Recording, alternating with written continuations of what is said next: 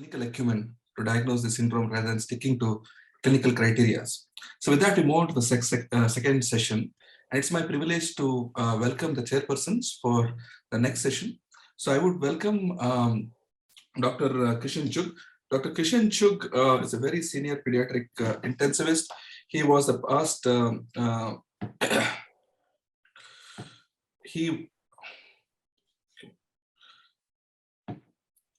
He was the founder chairperson of intensive chapter IAP. He was a past chairperson respiratory chapter IAP.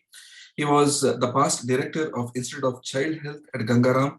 He was also the past secretary and president of Delhi IAP. He was the past associated editor at Indian Pediatrics, past chancellor of College of Pediatric Critical Care, the past vice president at ICCL. So all of those in intensive care community know him quite well. He is one of the senior most pediatric intensivists, and it's my pleasure to welcome him to chair this session. Along with that, it's also my privilege to welcome Dr. Dharmanand. Dr. Dharmanand is again a very well-known and a senior pediatric rheumatologist in Bangalore, and he is currently the president of Indian Rheumatology Association. In the past, he's been the president of IRA Karnataka chapter. He's currently a consultant and runs the rheumatology services, a very popular service at Manipal Hospitals, which is in the past Vikram Hospital. So I welcome both of you to chair the next session. Over to you, sir. I'll start. Good evening, everybody, and thank you all the organizers for this wonderful conference, very unique conference, which has brought hematologists, rheumatologists, infectious disease specialists, and also general pediatricians and ICU specialists. And the COVID and COVID-related cytokine storm, dengue-related cytokine storms have actually advanced the frontier of knowledge with regards to cytokine release syndrome, and which has got a huge connotation for CRS related to autoimmune disease. To discuss this, we have none other than our beloved organizing secretary, Dr. Chandrika Bhat, who did her undergraduate from KMC Mangalore and her MD Pediatrics from Grant Medical College, Mumbai, and her further training in Royal Hospital for Children, Bristol and Bath. And she currently runs a pediatric rheumatology service in Rainbow Children's Hospital and few other hospitals. And she was also a consultant in the same hospital where she was trained. And she has a number of publications and has been an invited speaker in multiple national conferences. And her area of interest are immunomodulation in ICU, that is the specialty of rheumatology and immunology, and CRMO and uveitis. Over to you, Chandrika. Thank you, sir. So good evening, everyone. What I'll do today is just talk about some of the rheumatological triggers for cytokine storm in children. I know we have, can I request everyone to kindly keep yourselves on mute, please? So we've had innumerable talks yesterday discussing various triggers that we see for cytokine storm, ranging from infections, and especially in the Indian scenario, dengue is a major problem that we see where children present with hyperferritinemia. But what I would like to highlight with my talk is when you see a sick child in ICU presenting with multi-organ dysfunction, also think of rheumatological triggers which can lead to a similar presentation at the onset of disease itself. So I think the audience is going to remember this umbrella from this conference very well because it has been used by multiple speakers. But the reason why it has caught the attention of so many rheumatologists is that it very well depicts the final common pathway of what we now call cytokine storm syndrome.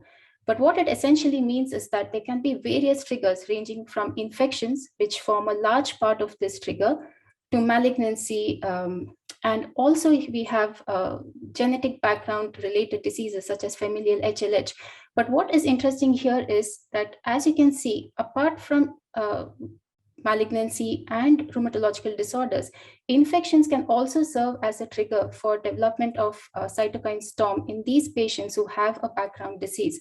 So that is why it forms a major part of this diagram.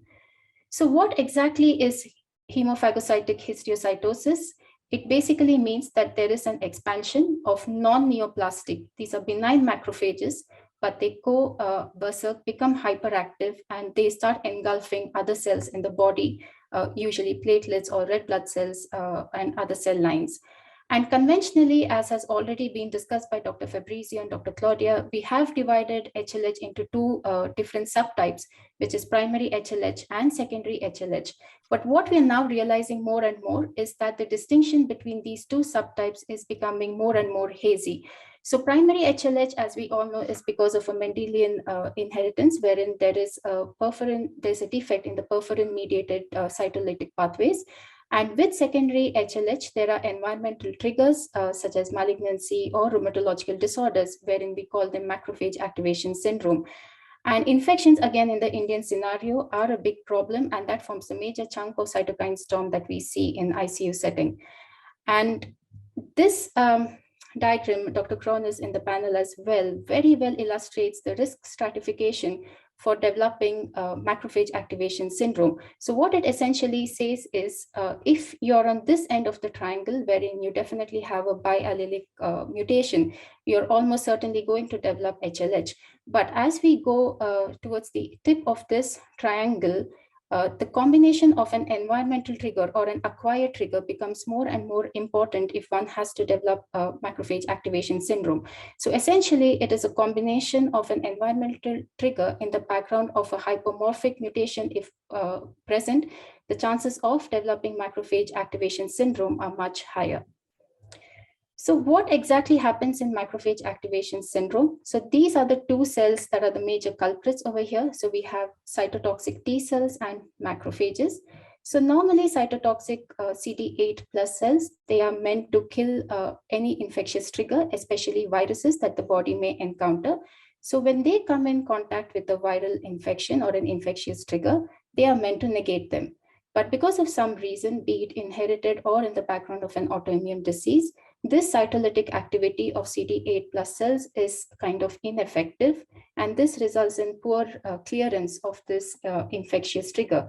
So as is expected, the CD8 plus cells then call for more help, and for this they result in release of different cytokines, but the most important ones being interferon gamma and GM-CSF. Now, these cytokines, they again go and inform other cells in the body to come and help, and the most important ones here are the macrophages. So macrophages are one of the most important cells in phagocytosis, and they help in clearing viral or bacterial infections. So these macrophages then proliferate, they call in more macrophages to help them, and they further release other cytokines, but most importantly, interleukin-1, interleukin-6, 18, TNF-alpha, and GM-CSF. This in turn results in further proliferation of the CD8 plus cells. But unfortunately, because of the poor or ineffective killing of the virus, the underlying trigger continues to persist. And this cycle results in a vicious ongoing pathway wherein more and more number of cells are activated, and eventually they start consuming other cells in the body. And this is what we then see on the bone marrow as hemophagocytosis. As you can see over here, a macrophage has engulfed a red blood cell. So what is the clinical presentation of MAS? Usually these children are visibly ill looking, if not in the ICU. They have relentless, unremitting, very high grade temperatures. And as the disease progresses, they may develop other organ dysfunction with neurological involvement in the form of drowsiness to frank encephalopathy to even coma and seizures. They may have bleeding tendency with hemorrhages, petechiae, purpurae, and as the disease progresses, they can be liver dysfunction, cardiorespiratory compromise as well. And what we ultimately see if these children present late is what we then call a picture of multi-organ dysfunction, and a similar picture like disseminated intravascular coagulation because of the degree of consumption of fibrinogen that happens. And if you happen to see a child at this stage, in the Indian context, rightly so, we would first probably think of sepsis. But what I would like to highlight over here is always please do think of the underlying trigger that could have led to this picture. Although infections are the most common causes, malignancy and rheumatological triggers are not far behind. And if you further work up these children on investigation, what you would see is a sudden drop in different cell lines, including hemoglobin, the neutrophil count, platelet count. And a word of caution over here, in a child with an underlying rheumatological disease, if this has been undiagnosed for a while, As with any inflammatory picture, we could have a normal to a higher value of platelet count at the beginning itself. So when these children go into macrophage activation syndrome, you may still see a normal platelet count. But what is important is that they develop relative thrombocytopenia. So today, if the platelet count is say 7 lakhs, and suddenly it drops to 4 lakhs with the rising CRP, unremitting fever, other cell lines dropping, please do think of macrophage activation syndrome. Don't wait for absolute thrombocytopenia to develop. And a sudden drop in ESR. ESR is a good surrogate marker for fibrinogen, and in a resource-limited setting, fibrinogen can be expensive, so ESR can be a good reflection of this as well. Along with rising markers of inflammation, such as C-reactive protein, obviously very high ferritin levels. A lot of children with underlying rheumatological disorders like systemic onset JIA may have very high ferritin levels as baseline itself. But when you look at ferritin levels of more than 10,000, please always do think of macrophage activation syndrome. And apart from that, other inflammatory markers, LDH, AST, ALT also follow suit, and they would go up as well. Now, because the CD8 plus T cells, when they proliferate, they inhibit lipoprotein lipase, we also see an increase in triglyceride level. Now, this is not something we commonly send in clinical practice because it has to be a fasting sample and it can be erroneously reported, but we mainly rely on the other markers and the clinical picture to make a diagnosis of macrophage activation syndrome. And as the previous speakers have already highlighted, tissue hemophagocytosis is not essential for the diagnosis of macrophage activation syndrome, but as a rheumatologist, I commonly ask for it mainly to rule out malignancy, especially in children who present for the first time with macrophage activation syndrome. Now, if you have access to fancy tests, you can ask for soluble IL-2 alpha, which just reflects proliferation of CD8 plus cells, or soluble CD163, which is a marker of macrophages. And why is ferritin so important in the context of macrophage activation syndrome? So this is a very good cartoon going back to 2007 when it was first published, but I think it still holds a lot of relevance. So as you can see, when there is hemolysis of red blood cells, you have free hemoglobin being released along with haptoglobulin. These two combine to form a hemoglobin-haptoglobin complex, and this is then taken up by scavenger receptor CD163, which is present on the macrophage, which is then degraded to heme, and with the help of heme oxygenase, it is converted to either biliverdin, which is then excreted as bilirubin from the body, or to carbon monoxide, which is then exhaled out, or to iron, which is free iron, which is then sequestrated with ferritin and is either transported or distributed to the bone marrow. Now, as you can imagine, when there is increase in lysis of the red blood cells, there is increased production of free hemoglobin, and as we go down the pathway, this results in increased ferritin levels. Now, there is a lot of debate as to whether ferritin is just an epiphenomenon reflecting ongoing inflammation and hemolysis, or whether ferritin itself contributes to ongoing pathogenesis. And this was actually well discussed yesterday by Dr. Ramanan as well. So moving to MAS in pediatric rheumatology, we see macrophage activation syndrome in the setting of a lot of rheumatological disorders. Virtually any rheumatological disorder can be complicated with MAS, but classically it has been described with systemic onset JIA, which I will be discussing next. But other conditions, increasingly SLE has also come to the forefront, that it can even present in macrophage activation syndrome. Kawasaki disease as well. Initially, there were some reports saying the ferritin levels in Kawasaki usually do not go beyond 5,000. But now we know that even Kawasaki disease can result in overwhelming macrophage activation syndrome. And autoinflammatory diseases, I think Dr. Fabrizio already has discussed the paper presented by Dr. Canna with NLCR4 mutation as well. And even with dermatomyositis, we can see children presenting with macrophage activation syndrome. So this, again, going back to this figure, this is a multi-layer model which actually shows the probability of developing macrophage activation syndrome in children with rheumatological diseases.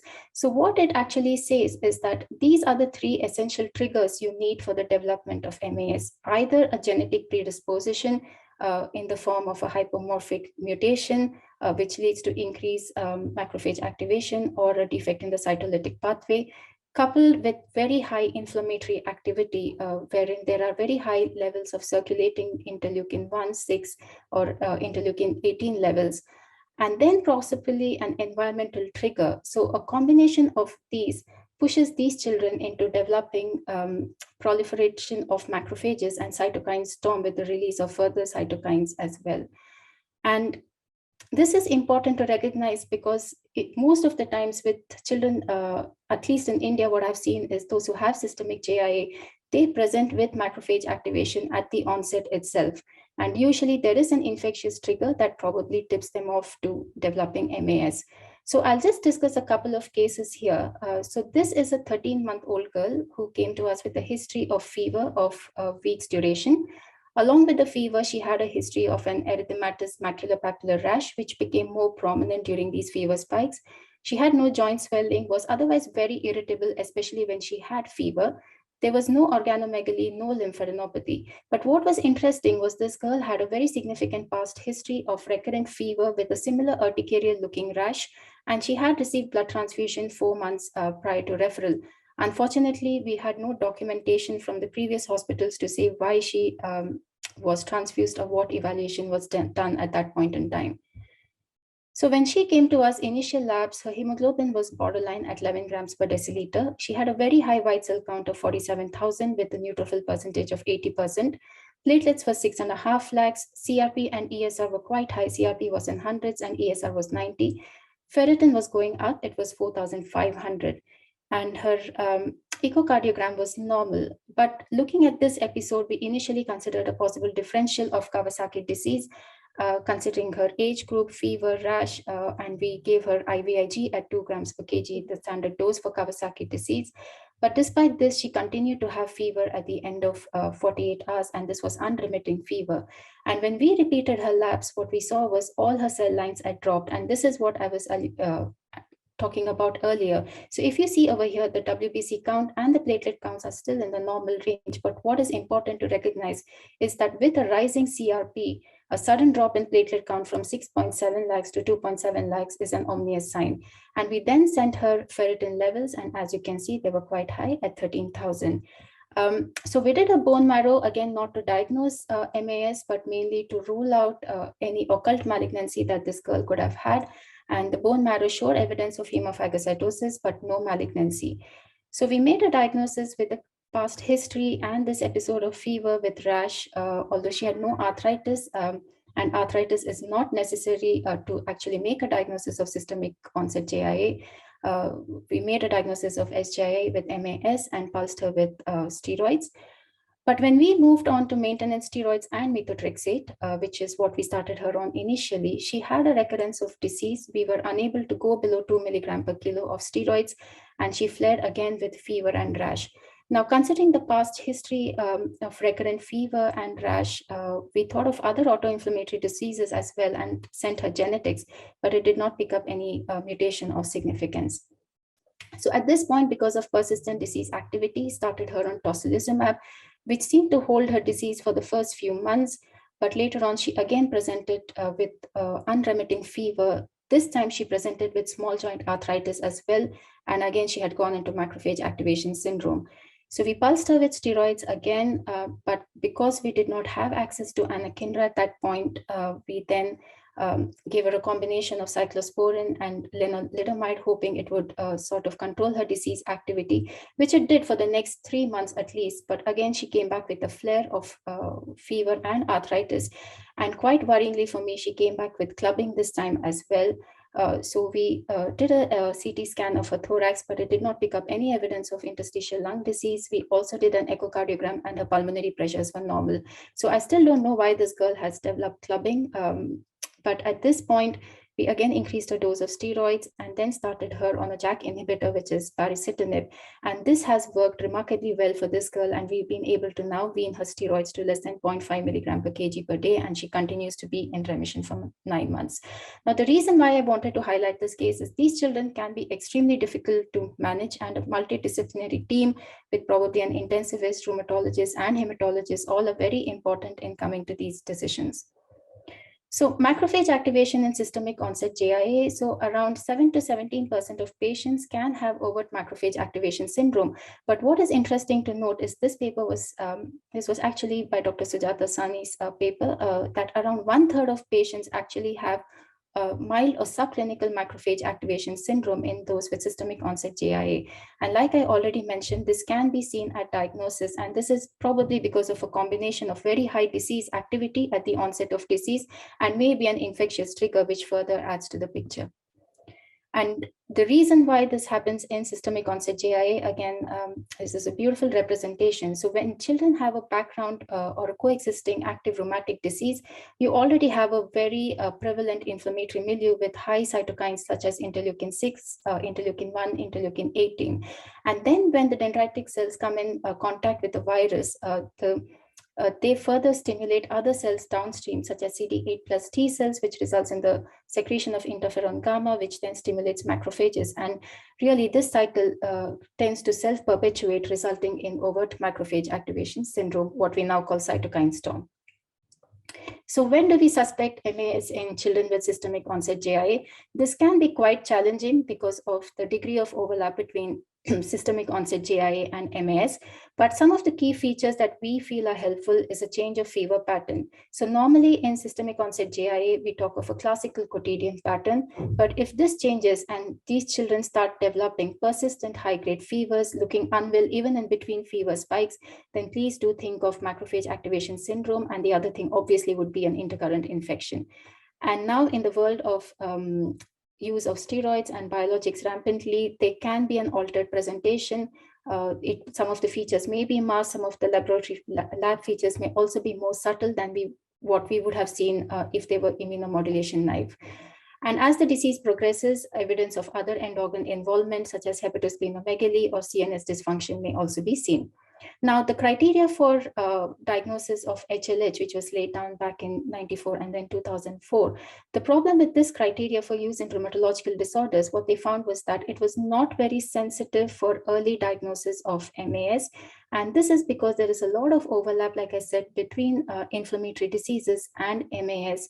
And this is the reason why new criteria were then developed. And the Ravelli criteria, which was laid down in 2016, said ferritin was mandatory, so a rise in ferritin of more than 684, and any two of the following criteria, a drop in platelet count, rising AST levels, increasing triglycerides, or a drop in fibrinogen, had a sensitivity of 73% and a specificity of 99% for the diagnosis of macrophage activation syndrome.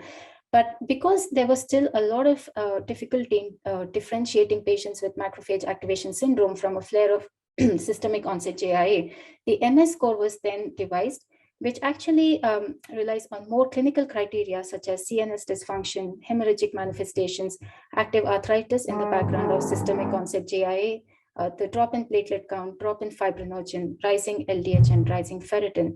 And on this scoring, what they found was that the sensitivity had gone up to 85% and specificity of 90%, 95%. Apart from this, we also have the H score and the ESR ferritin ratio, which has already been touched upon previously, so I won't go into it. And this illustration, I think, still holds very good, which was laid by Dr. Ramanan's team, that if you see a child with fever, cytopenias, and coagulopathy, please check serum ferritin levels as baseline. In India, this is very easily available, not very expensive. And if the serum ferritin is on either end of the spectrum, less than 500 or more than 10,000, your diagnosis is pretty straightforward, is that less than 500 MS is unlikely. But if these children continue to spike fevers or they develop end organ dysfunction, please repeat a ferritin level along with other markers of inflammation. If the ferritin is more than 10,000, then MS is very likely and you'll have to go ahead with immunomodulation. But if the serum ferritin is between 500 and 10,000, the possibility of MS is still high on the cards. Discuss with a rheumatologist or an intensivist, but please check for other markers as well and keep repeating these markers every 24 to 48 hours if your patient continues to deteriorate. So with this, I'll move on to another patient. So this was a 10-year-old girl who presented with a week's history of increased thirst, weight loss, polyuria, fever, and seizures. She had very high sugars at presentation, so a diagnosis of diabetic ketoacidosis was made. She was started on insulin and appropriate antibiotics. But despite this, she continued to have fever spikes, and a repeat investigation picked up a dropping hemoglobin at 9.8, WBC of 5,900 with an absolute lymphocyte count of 590. Her platelet counts also had started dropping to 69,000. Here, if you see, the CRP had gone up. So our baseline CRP was 55. It had gone up to 138 and ESR was 25. Apart from that, other screening tests showed she had significant proteinuria with an albumin which was 4+ and a protein creatinine ratio of 3.1. Her serum albumin had also gone down to 2.6. Blood and urine cultures were negative for any infection, and she had low C3 and C4. So essentially, we were thinking of SLE over here, but what was confusing for us was the fact that she had a high CRP, which we normally don't see in children with SLE unless they have concomitant florid arthritis, serositis, or an intercurrent infection. So that's the reason why we then actually sent her inflammatory markers, and to our surprise, actually her ferritin levels were quite high at 36,000, and even the LDH and SGOT-PT was very high. And at the same time, we got the results of her autoimmune evaluation, and her ANA was strongly positive, and on biopsy, she had class 3 nephritis. So the reason why I wanted to highlight this case is that in children with SLE, MAS may be difficult to pick up because they can have cytopenia at presentation. But if you see some odd features, such as a high CRP, children having unremitting fevers despite immunomodulation, this is the time, probably apart from screening for an intercurrent infection, that you need to think of MAS as well. So like I said, a lot of overlapping features, especially with fever, cytopenias, lymphadenopathy, and hepatosplenomegaly, which can be seen at presentation. So keep a high index of suspicion. And I think neutropenia, a reversal of CRP and ESR ratio, usually the normal picture of SLE is a normal CRP with a high ESR. If you see a reversal of this, please think of MAS, and then you can obviously check the ferritin levels as well. If unrecognized, this can lead to a mortality of as high as 5 to 11%. And these are some criteria that have been devised to think about MAS in SLE. They're pretty much the same as the previously described criteria, wherein if you have one clinical criteria of fever, hepatosplenomegaly, hemorrhagic manifestations, or CNS dysfunction, along with lab criteria with dropping cell lines, increasing AST, LDH, and dropping fibrinogen, then do think of MAS. Now, moving on to Kawasaki disease, it is actually a very under-recognized complication. And in the first week of illness with Kawasaki disease, we probably would see some degree of cytopenia indicative of the degree of inflammation these children can have. But this was very well described in a recent paper in 2021 by the PGI group in India, that around 1.3% of children with Kawasaki disease can actually develop macrophage activation syndrome. So please keep a low threshold for suspicion. If children have especially bicytopenia, look at the AST levels, send ferritin levels, and that would definitely be very helpful. And the reason why we are curious to know if these children have MAS is they have an increased propensity to develop coronary artery aneurysms, and that also predicts a greater degree of refractoriness to IVIG. So if fever persists for 10 days, normally with Kawasaki disease, we expect fever to burn out by 10 days. But if fever continues beyond that period of time and you see splenomegaly, these are more indicative of development of MAS rather than persistent disease. And this is more commonly seen with incomplete Kawasaki disease. And this also carries a high mortality of around 8 to 22% if undiagnosed. And this paper has already been spoken about multiple times in the previous talks. But the reason why, again, this has got the attention was there is a genetic mutation over here that has been picked up, but this is not the same as primary HLH. So here, these children can present with early onset recurrent fevers and macrophage activation syndrome. They have normal NK cell function, which differentiates it from primary HLH. And they, in fact, have very high levels of circulating IL-18 and IL-1 beta. And this, you see over here, this child has an urticarial rash and dermatographism and splenomegaly as well on an ultrasound scan. And this is a very beautiful representation of the course of this child. So the pink bars indicate periods of flare, wherein you see the ferritin levels are very high, the platelet counts dip down, hemoglobin goes down, and the CRP is elevated, which is quite characteristic of macrophage activation syndrome. So treatment, there will be many talks tomorrow highlighting the treatment of macrophage activation syndrome, but I'll just touch upon it briefly. In rheumatology, we obviously do rely on corticosteroids. I personally prefer methylprednisolone to dexamethasone unless there is CNS involvement. Targeted cytokine blockade, we now have anakinra slowly available in India. So at least for acute setting, maybe this is something most of us can consider. Canakinumab is also a good drug, but it is unfortunately not available in India. Tocilizumab in some settings can be useful. But even in children with systemic onset JIA who were on maintenance tocilizumab, it did not prevent them from going into MAS. So in the face of cytokine storm, probably in certain settings, it might be helpful, but not always. Interferon gamma inhibitor emapalumab has gained a lot of attention worldwide, but it's still not available in India. Etanercept as a TNF alpha blocker has had a few reports wherein it has worked, but at times it has also paradoxically worsened cytokine storm. So this is not something we would commonly use. And apart from that, if you don't have access to these drugs, HLH 2004 protocol in a modified version, as alluded by Dr. Hunter yesterday, can also be used. And most importantly, always look for the underlying trigger and treat it effectively. So take-home messages. MAS is not an uncommon complication of rheumatological diseases, and most often we see it coming at presentation of the underlying rheumatological disease itself. Ferritin levels more than 10,000, please think of MAS. Demonstration of marrow hemophagocytosis is not essential for diagnosis, but do consider it if you want to rule out other differentials like malignancy. There is increasing role of genetics now in macrophage activation syndrome as well, and early recognition and prompt treatment is the key. So with this, I end my presentation and open to questions, if any. Thank you. Thank you, Dr. Chandrika, for a very wonderful and elaborate talk. Very self-explanatory. Not many questions. Let me see. There is. I don't know. Are you seeing any? I think there are a couple. Yes. A new patient with MAS. When would you choose HLH protocol over the other options of immunomodulation? This is a question. In a new patient with suspected macrophage activation syndrome, when would you choose HLH 2004 protocol over other options of immunomodulation? So I think if there is a suspicion of underlying primary HLH, then perhaps I would be more inclined towards using 2004 protocol.